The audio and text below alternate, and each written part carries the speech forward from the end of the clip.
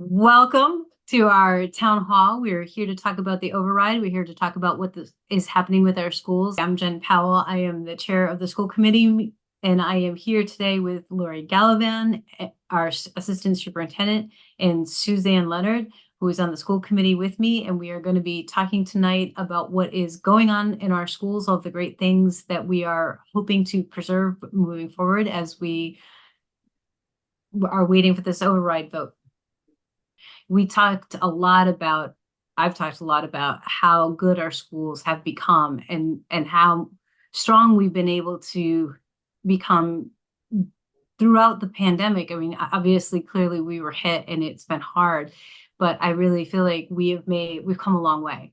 So, Lori, can you talk a little bit about what we are doing at the schools, what we've been able to bring in with the resources that we have now? Yeah, I mean, we've added new curriculums at all of our schools and all of our levels in different areas. This year we have a brand new K-5 reading curriculum called Bookworms. Our group of teachers and administrators from both the WP Gorman Fort Banks and from the Arthur T. Cummings worked together last year and spent the whole year going through different curriculums that are out there that are considered highly qualified curriculum material. And they met with different groups, were presented with different programs, brought it back to their respective teams in the buildings, and they settled on this program that's an open resources program called Bookworms. And so we're excited about rolling it out this year. Teachers have been working really hard because, change is pain. We know that in anything we do. So, a lot of kudos to our teachers for the extra effort that goes into rolling out new curriculum. We're also in our second year at the Gorman Fort Banks of a new implementation of illustrative mathematics. Um, so that is a really different approach to teaching students. So again, it's a shift in what people are used to. And again, a highly qualified curriculum program, according to both state and national research results. And that program has actually been at the Arthur G. Cummings. This is year 4, and at the middle school in 6 through 8, this is year 3. And we've seen some good progress, good strength. COVID gave us some benchmarks to really reach for. We had where we were prior to in 2019, prior to COVID, and then some of the struggles that all of us felt during that time, and really starting to kind of rebuild. And we've seen Mhm. some great things. We've been able to keep our class sizes at a comfortable level in the low 20s in K-8. And I think that's made a real difference in being able to support kids at all levels.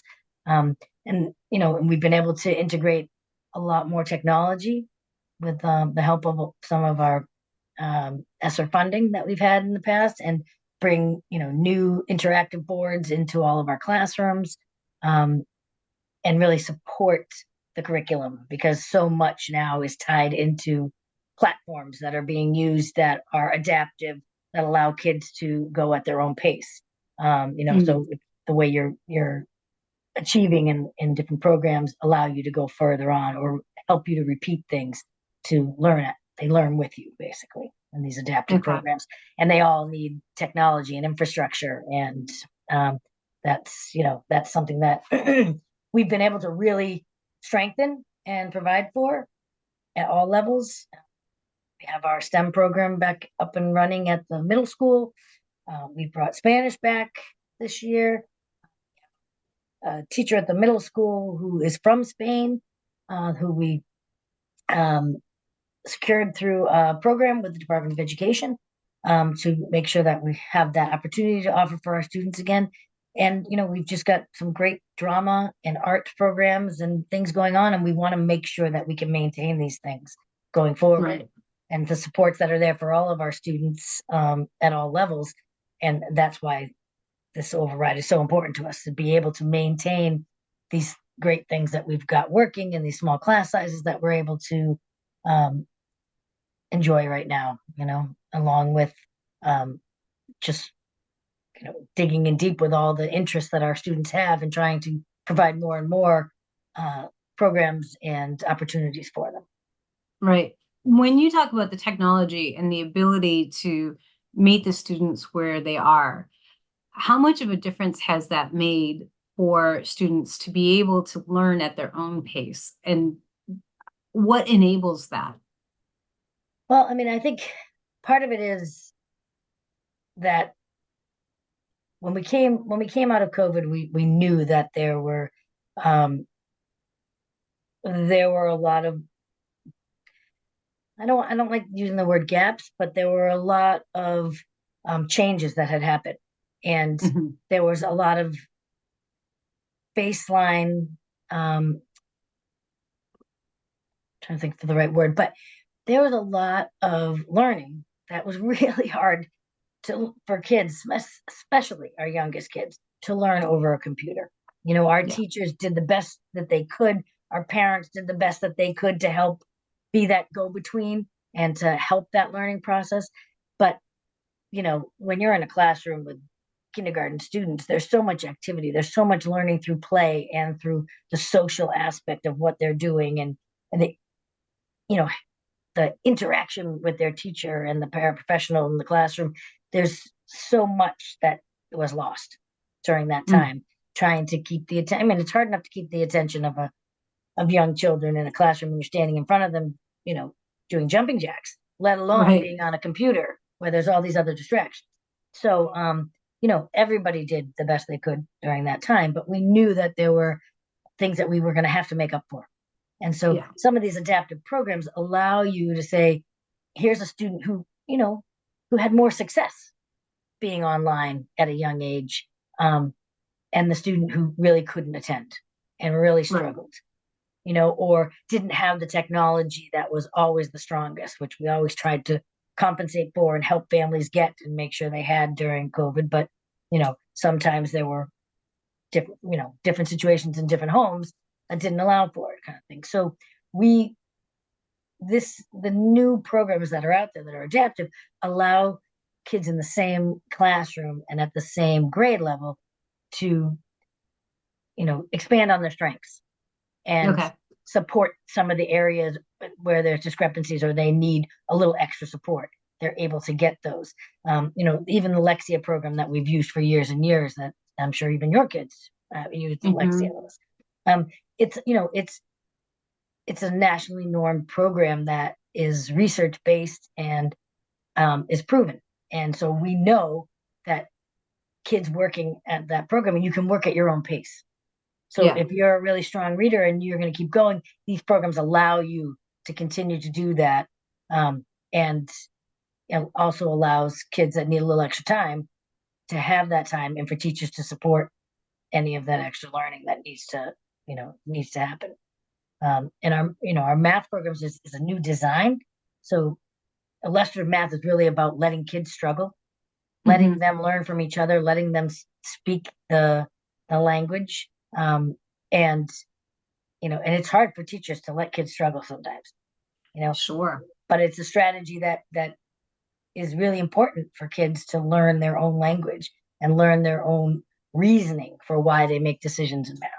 And that's, Right. ties back to the standards. So there are different programs that tie in, and they having the technology to be able to allow kids to have all these programs and have them all integrated with our student information system so that every teacher's classroom roster is automatically uploaded into these programs, and Hmm. they feed back and forth, and teachers can get real-time data from Okay. looking at what kids are doing. It's so important for them to have that access, and that's some of the things that technology over the last few years and these um, programs have allowed us to do is put more real time in the moment data, formative assessment in the hands of teachers to help guide their planning and their instruction.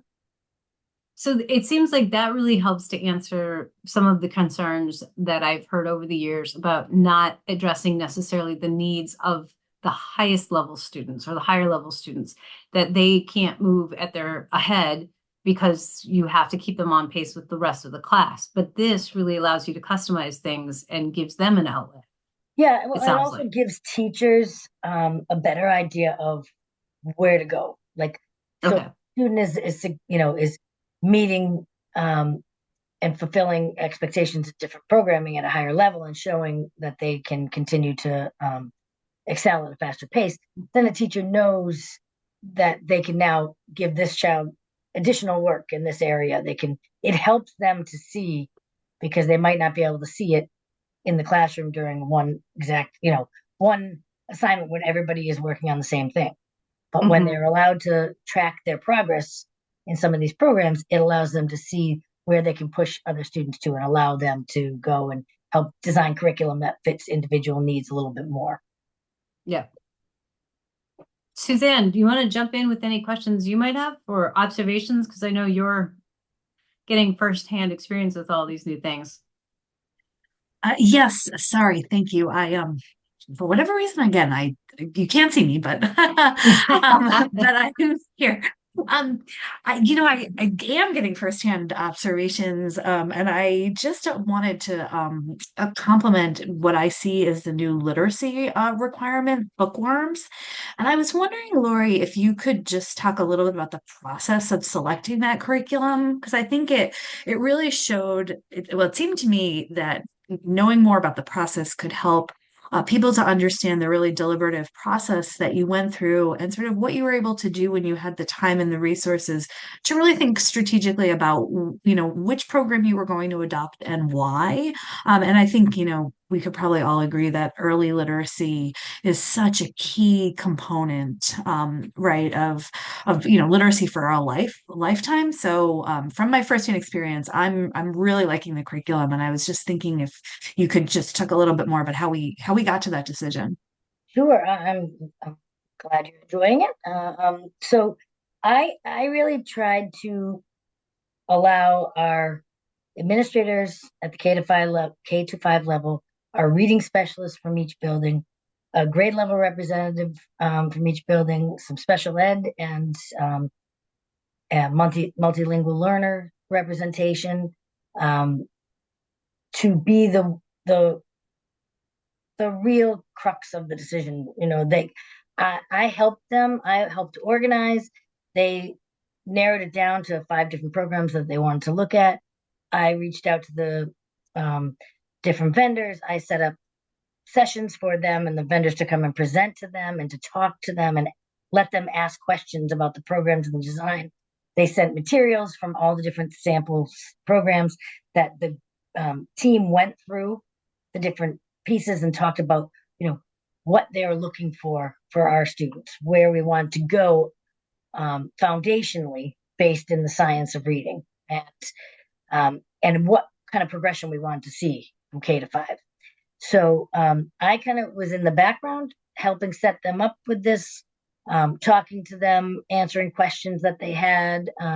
But I let them, you know, have the conversations with their admin. There was always admin from each building at the meeting as well. So that they were all involved in really understanding what this program was about. And ultimately, this program that they chose it's based on four modules, and all the modules are tied to trade books. So the students are learning through trade books, and um, the it looks a little bit different at different levels, K to five, and the components that are used. But there's a shared reading strategy and an ELA block, and at the older levels, there's a differentiated instruction block. Um, and that will progress in some of the earlier elementaries, but we do have Letterland Phonics and the Haggerty Phonological Awareness Program that we've been using, that we've been happy with, that we want to bring in and continue into this year, and then make some determinations whether we switch over to the phonics component that's in the bookworms at the lowest level. Um, and the design around the modules is that the trade books are all based around science, social studies, or fiction. So Mm.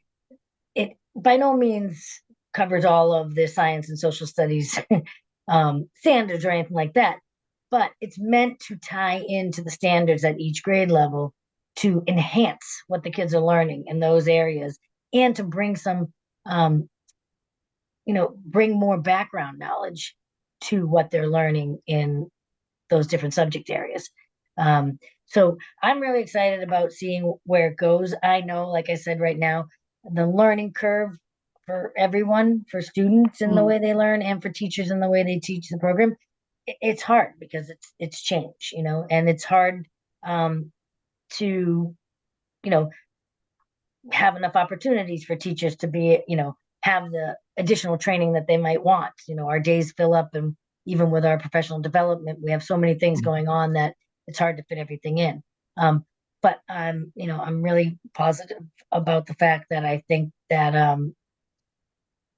it's getting more, people are getting more and more comfortable with it, and that we're going to start, I believe, to see some um, real strides and some real growth in those areas over the next couple of years. If we can keep going with all of these great Right. programs that we have. I mean, I think that that's really the crux of all of this. Can you talk a little bit about the what you're seeing in the classroom, like not naming students, of course, but just, experiences that you've had with what kind of a difference it might be making for children on an individual level? Yeah. Well, I would say in the bookworms itself right now, I don't think we've had enough time. We just started it in September to really see that, but I do see and hear the conversations um, with not just the teachers, but in the hallway, passing through the hallways because my office is at school, hearing the conversations going on in the classroom and really being, kind of excited about the language being used and the topics. So for me, it's exciting right now. But I think that hopefully we'll see more of that from the students, maybe towards the spring when they've all had a little more time with the program. But in the math program, which now we're, in at the ATC in grades 3 through 5 and at the middle school in 6 through 8, we're starting to really see in our, fifth grade, sixth grade, seventh grade, eighth grade kids who have been part of this program for a few years, some real growth, and Wow. some real strong numbers. We're still struggling a little bit at the lower because it's brand new. Um, Okay. but the growth and um, and we'll talk more about it soon, but the growth and the scores that we've seen this year in MCAS in like 5 through 8 has really been impressive in mathematics. And that will be coming in one of our um, future school committee meetings when we go over our MCAS data and all. But we're really excited about what we're seeing in that area of math, and we're attributing a lot of it to the adoption of the illustrative math program. So for us, it's really, you know, that and our coaches that we've been able to support. We have a math coach that we've been able to share the last few years with um, K-2 and 3 to 5.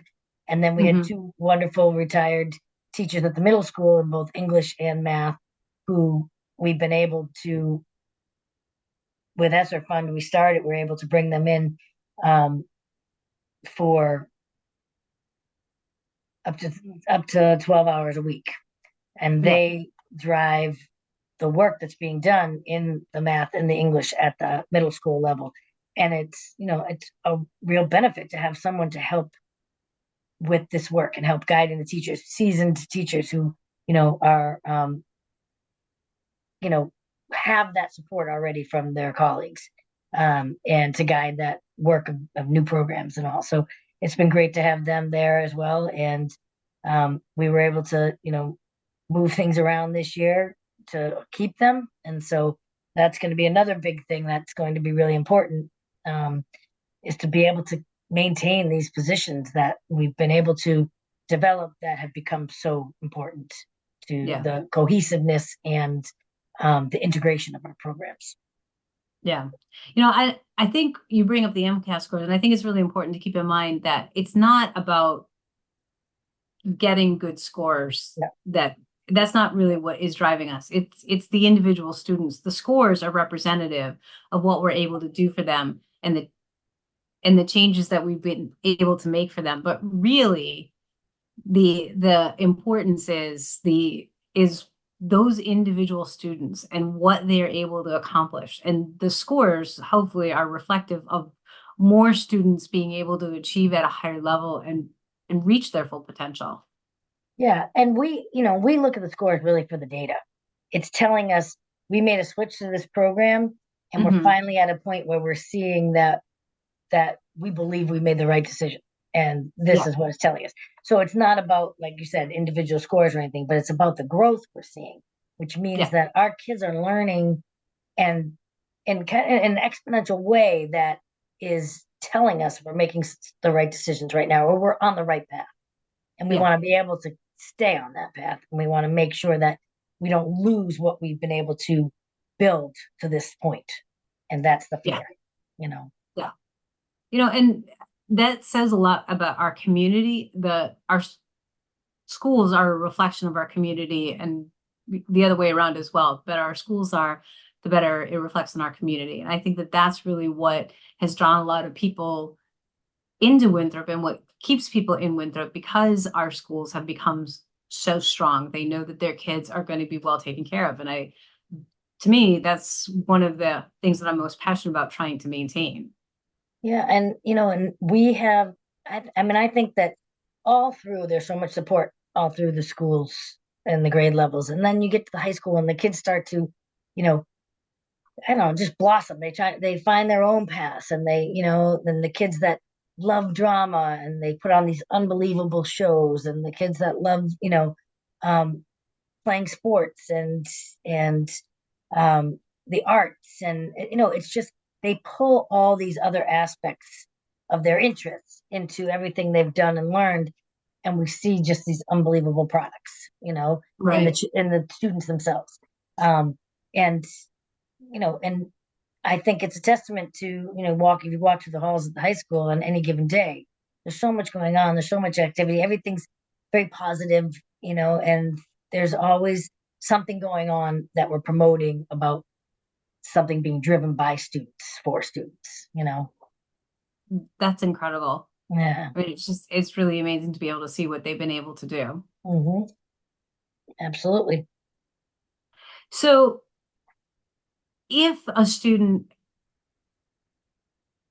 has an interest in high school, let's look at what's going on in the high school right now. I feel like there are so many different opportunities for them.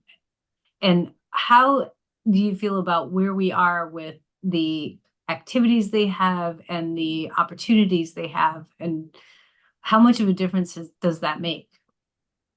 Well, I mean, I think, we were all kids, you need it, everybody wants a reason to get up and go to school, and it's for every student it's different. For some students, like I said, it's getting to drama practice after school. Some kids, they love learning, they love math, they love science, they have one particular um class that they can't wait to get to. And other kids, it's sports after school, or it's, being a part of student government, or, like there's just, there's so many differences that the kids find at the high school.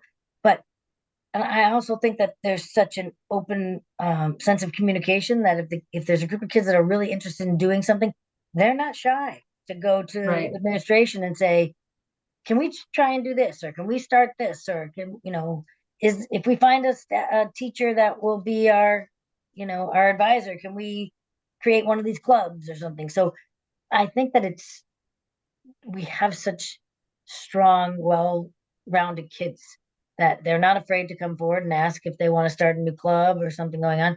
But I do think that there's so much going on that most kids, find something, and then sometimes it spreads to something else and they say, oh, what if we did this? But do So think there's so many opportunities. so you bring up this point about the teachers. And if we have all of this technology, we have these new curriculums, and they are being able to hone in on the children's skills, and the children can use them individually. Why then do we need the staff to support that? Like, why couldn't they just have bigger classrooms and rely on the technology? Oh, because I mean, technology is only as good as you know how to use it and how to utilize it. Right? The teacher is the connection to the passion behind the subject area. You know, um, you see the kids that do the Wake Up Winthrop every Friday, and they do the news programming and the videos. And the young lady that was at our school committee meeting last week that was writing the article for the paper, you need to see the passion in the educators around you teaching this, and it's what fuels, I believe it's what fuels a lot of our students, especially at the high school, and middle school ages, to really take an interest in something. They see it, and it really, drives it home. And like I said, technology is fabulous to enhance things, to enhance Mm. education and enhance what we can do with education and how we can access it. But it's not it's not the selling point for, a great history lesson. And it's not, Mm. it's you can't sit here and read what happened in history, and it's not the same as a teacher who's passionate about it, who studied it, who, you know you can feel the energy when they're, telling the story, and, and living um that era and time, like it's something you can't get from sitting at the computer reading something, but the enhancement of what can be brought in of videos, and, you know going back to maps and cartography from the times, and, there's so much you can bring into a classroom to enhance that education that you're delivering. But without the teachers and the, you know class sizes for the teachers to be able to appropriately work with, um Right. it's not, it would never be the same thing. Yeah, I think that's important to understand.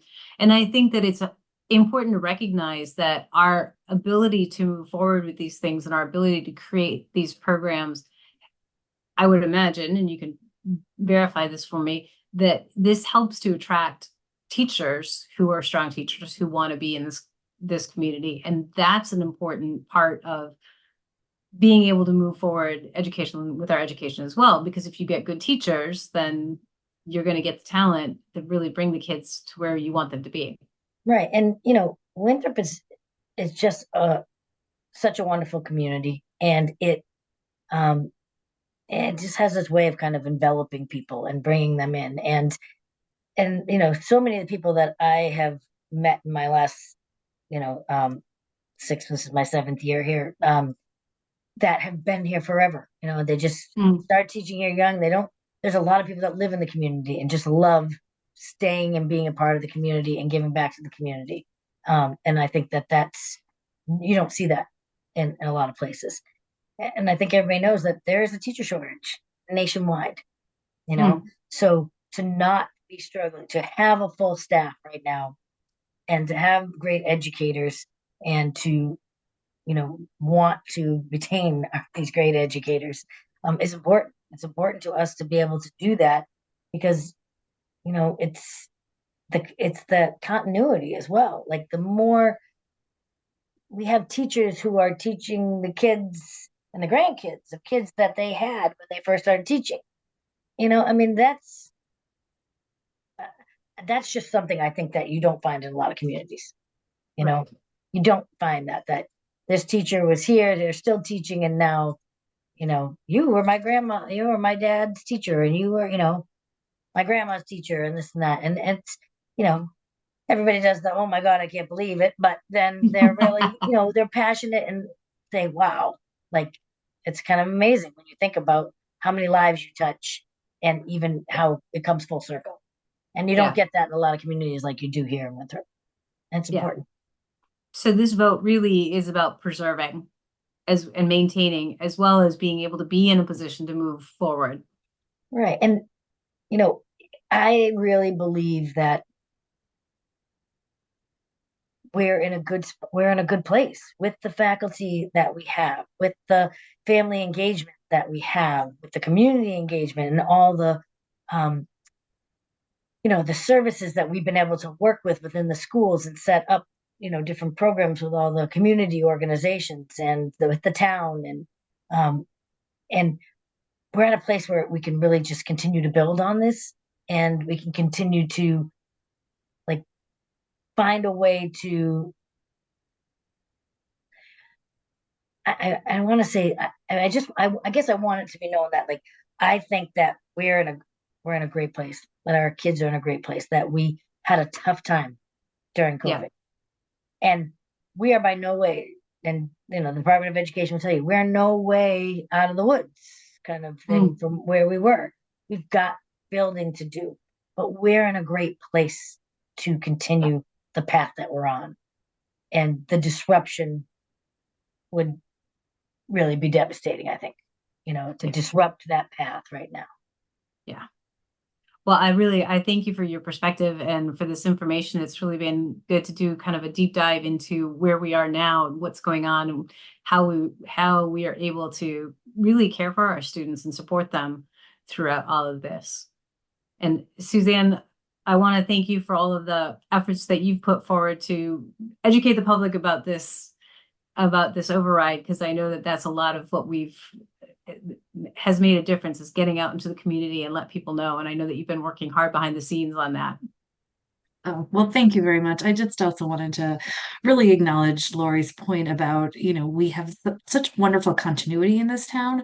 But, the world is changing so fast, right? And keeping up with technology and keeping up with new curriculums. And, I think that you all are really doing an amazing job. And I feel like it's a privilege, and an honor be part of, in some small way, part of the Winthrop Public School System. And so, but I just wanted to thank you, Lori, and your command of curriculum. I feel like every time I've come to you with a question about, why are we doing things this way or are we doing things that way? I mean, and our curriculum inside and out, and that kind of expertise, and as you said, really having the resources to make sure our teachers feel the same, right? And are keeping up with new technologies and new curriculum. So I would just concur from where I sit or my perch as a school committee member.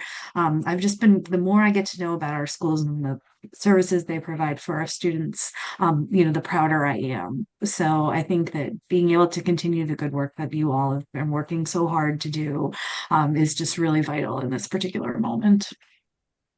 Thank you. I mean, Absolutely. yeah, and I appreciate that so much.